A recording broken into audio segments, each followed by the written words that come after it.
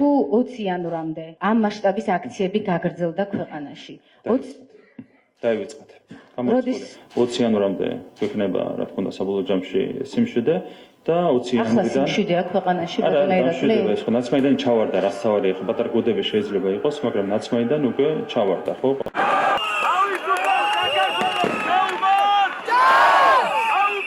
2025 წლის პირველი მოლოდინი პირველი იმედგაცრუებით დაიწყო. ქართულ ოცნებას ოცნება ახალმა წელმა ვერ აუხდინა. ამის შემდეგ მთელი წელი პროტესტს ებრძვის. ჩვენ ვერ მივცემთ 50 მოძალადეს იმის საშუალებას, რომ იძალადოს 3,700,000 ადამიანს. არის უცხოეთიდან დაფინანსებული რადიკალური აქცია, 300 ქართველი ხალხი არის გამოსული. საქართველოში ხედავთ, რომ არავითარი საპროტესტო მუხტი არ არსებობს. ერთადერთი რითაც მოქმედებენ, ეს არის გარე დავალდებები და გარე პატრონის განახვა.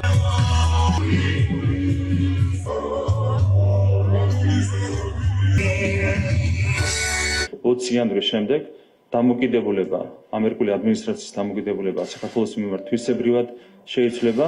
კობახიძე აქაც ჩაიჭრა. დონალდ ტრამპზე დადებულმა ფსონმა ვერ გაამართლა. ამერიკას ახალი პრეზიდენტი ხავს. ქართველი ოლიგარქისთვის კი არაფერი იცვლება. ინაუგურაციაზე ვერავინ მიდის. კაპიტოლიუმშია სალომე ზურაბიშვილი. წელი ისე სრულდება, ივანიშვილის ამერიკული სანქციები ისევ ძალაშია. ოცნებას საკუთარი თავის წინააღმდეგ წასვლა უწევს. რასაც იტყვის ტრამპი, იქნება ისე. არ არსებობს ამერიკული სანქციები. იმდენად რამდენადაც შეძლებს ტრამპი ტიპსეტის დამარცხებას, გადაიდურთება ურთიერთობები. არანაირი სანქციები და სანქციების მოხსნა და გათავისუფლება. ბევრ განცხადებებს ვისმენთ დიპსტეიტთან ბრძოლაში, მაგრამ ჯერჯერობით ეს მხოლოდ ლაპარაკად რჩება. ამერიკასთან ვერ ალაგებს, პროტესტს ვერ აჩერებს, კრიზისის აღიარება კი არ უნდა. არ შეიძლება მათ დააპატირონ მთელი საქართველო. წარმოუდგენელია და მიუღწეველია ეს. გაიხედონ წინ, უფრო წინ გაიხედონ. ეს ხო გასაგებია, რომ ოდესღაც ეს ზაფი გაწყდება. ნებისმიერი ქუჩაში გამოსვლა და დემონსტრირებები. როგორც ესე ყოველთვის ხელისუფლებაზე მეანიშნებს. ივანიშვილი მმართველობის 13 წლის თავზე მისივე სიტყვებს ივიწყებს. ქვეყანაში სინდისის პატიმრები ჩნდებიან. პროტესტთან ერთად მათი რაოდენობაც მატულობს. თანაგრძნობა ამ ადამიანების მიმართ. რა თქმა უნდა, ჩვენ ვიმოქმედებთ კანონის შესაბამისად, კონსტიტუციის შესაბამისად, დაცული იქნება ძირითადი უფლებების სტანდარტები, ყველაფერი იქნება დაცული, მაგრამ კიდევ ერთხელ, ნული თანაგრძნობა ამ ადამიანების მიმართ. მოძალადეებს შორის კი არავინ ისჩება. პირიქით, ძალადობის გამო დასანქცირებულები ჯილდოვდებიან. ღირსების ორდენი გადაეცემა ზვიად ხარაზიშვილს, სულხან თამაზაშვილს, ვაჟა სირაძეს, თეიმურაზ კუპატაძეს, მილელი ლაგაზაურს, მირზა კეზევაძეს. კანონების შემოსვლით მიღებულია. ივანიშვილის პარლამენტში კანონებს ამგაცრებენ. წინააღმდეგობის ყველა კერა ოცნების სამიზნე ხდება. შეიზღუდება საჯარო სამსახურში უცხოური წყაროებიდან დაფინანსებული სარგებლის მიღება. აიკრძალება საჯარო მოსამსახურის მიერ უცხოური წყაროდან რაიმე სარგებლის მიღება. შეიზღუდება მედია საშუალების დაფინანსება. უზრუნველყოთ ისეთი მედია სტანდარტის დამკვიდრება, როგორც მაგალითად დიდ ბრიტანეთშია. მედიას ებრძვიან BBC-ის სტანდარტით. დეზინფორმაციის ნაცვლად უნდა იყოს ინფორმაცია. რა არის ყველაზე კარგი სტანდარტი? ბრიტანული სტანდარტი, BBC-ზე მოქმედი მათ შორის სტანდარტი და ასე შემდეგ. მესამე სექტორს ებრძვიან ამერიკული სტანდარტით.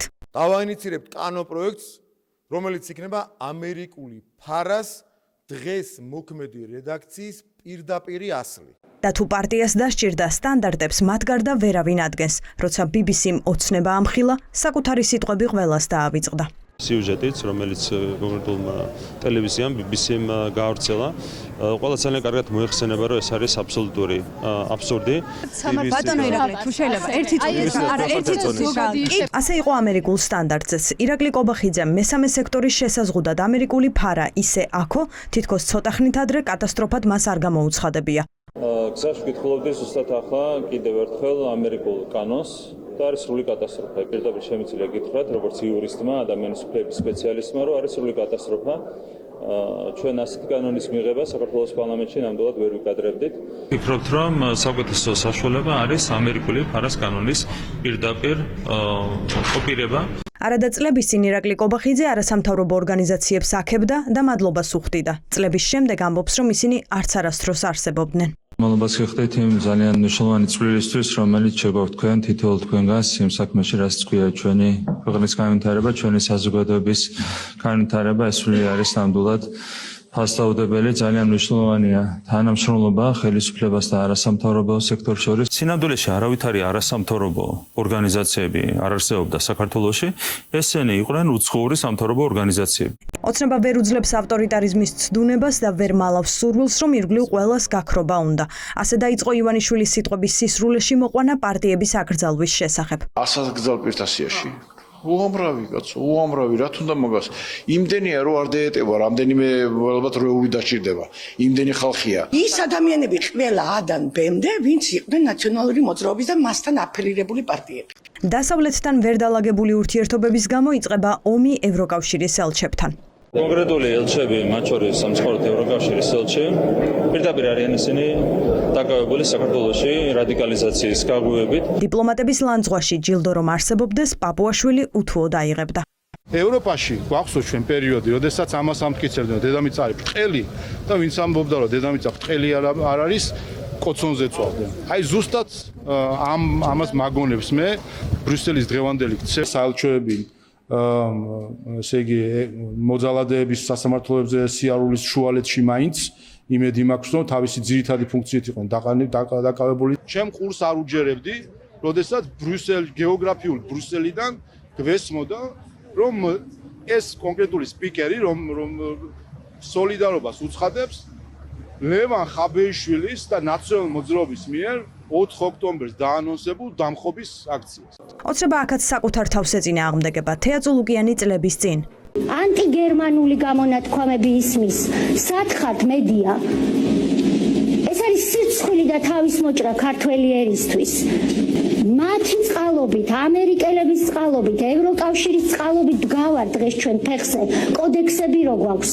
ვინ დაწერა ეს კოდექსები? ოცნებაში შანსს არ ტოვებენ დიპლომატები ომის პროვოცირებაში დაადანაშაულონ და ომს დიპლომატებთან იწყებენ თავად. ეს ადამიანები ჩვეულებრივად წამხალისებლები არიან იმ ექსტრემიზმის. დაყურებენ ზემოდან როგორც თითქოს მეორე ხარისხოვან ქვეყანას. რეალურად ბრიუსელი მოქმედებს ჩვეულებრივი საბჭოთა ნომენკლატურით. შეურაცხყოფენ პარტნიორებს და ამტკიცებენ რომ ეს მხოლოდ კრიტიკაა. ლანძღვას არ მოისმენთ. ჩვენი მხრიდან ეს არ არის ლანძღვა. ჩამოვიდა ფინეთის საგარეო საქმეთა მინისტრი, რომელიც ეოთოს არ შევხვდით. რატომ არ შევხვდით? იმიტომ რომ 50 აკაცუკის აქციაზე 51 აკაცუკად დადგა. აკაცუკი რა არის? ეს კრიტიკაა, რეალურად კრიტიკაა. სიტყვებს ფასი დაეკარგა, თავის გადარჩენა უპირველესი ამოცანა ხდება და ამისთვის საკუთარი გუნდის წევრების გაწირვაც დაიწყო. ასე იყო, როცა სანაქებო ირაკლი ღარიბაშვილი საბრალდებო სკამზე აღმოჩნდა.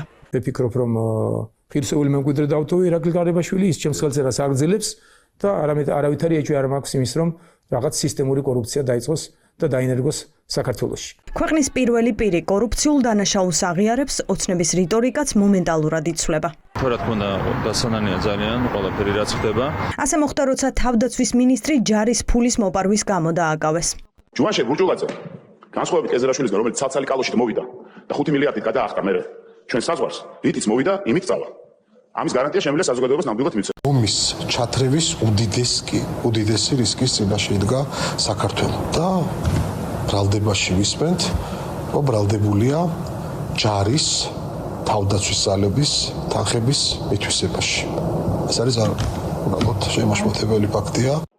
ასე მოხდა მაშინაც, როცა ოცნებამ აღიარა, რომ ქვეყანაში მისი გუნდიდან კოლ-ცენტრს ქმნიდნენ და მფარველობდნენ, როცა ქრთამის აღება უსაფრთხოების სამსახურის პირველ პირს ბრალდება. ქვეყანა შეინარჩუნოს განამტკიცოს დამოუკიდებლობის ის ხარისხი, რაც გვაქვს დღეს, მათ შორის ერთ-ერთი არის გრიგოლ ნიკოლაშვილი, ვისის უშუალო დამსახურება ეს არის. ბატონ გრიგოლის ასე ვთქვათ, ხელმძღვანელობის პერიოდში, ხო?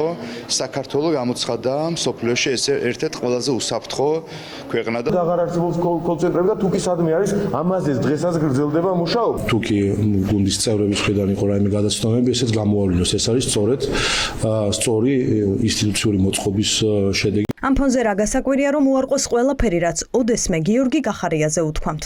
მაგარი კაცია, გახარია თანამდებობაზე საერთოდ არ იომებს. თავარი არის შედეგი საბოლოო ჯამში და შედეგი არის რომ გახარია არის ბრალდებული ამ საგარეო ველზე ისევ არაფერი იცვლება. კობახიძე დადის უზბეკეთში, თურქმენეთში, ჩინეთში, სამეზობლოში.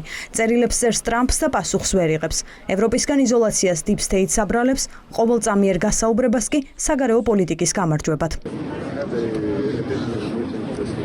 წლის ბოლოს იმაზე მეტი პატიმარია, ვიდრე წლის დასაწყისში იყო. სასამართლო პროცესები დახურულია, გაშუქება შეზღუდული, პროტესტი ტროტუარზეც კი კონტროლირებადი გახდა, მაგრამ ის მაინც არსებობს. ქვეყანას მართავს მთავრობა, რომლის პრემიერი, თავდაცვის მინისტრი, უსაფრთხოების უფროსი ბიუჯეტიდან ფულს იპარავდნენ.